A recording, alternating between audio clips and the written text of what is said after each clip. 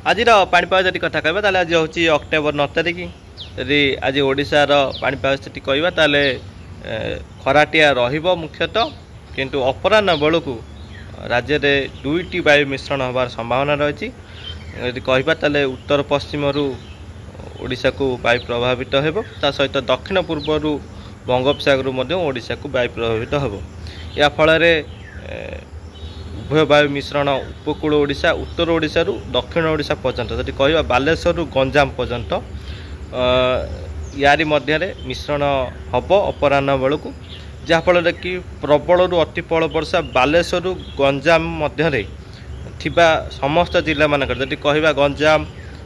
पुरी खोर्धा कटक नयागढ़ जगतसिंहपुर केन्द्रापड़ा जाजपुर भद्रक बालेश्वर मयूरभंज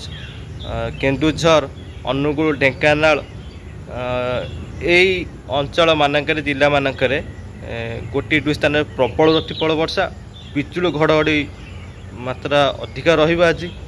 एवं गोटे स्थान 100 मिलीमीटर अधिक वर्षा जापे और बाकी अंचल पाग मुख्यतः खराटिया अपराह समय क्या माँ कौटी वर्षा देखिए मिल पड़े पश्चिम ओडिशा और दक्षिण ओडिशा जिला मानक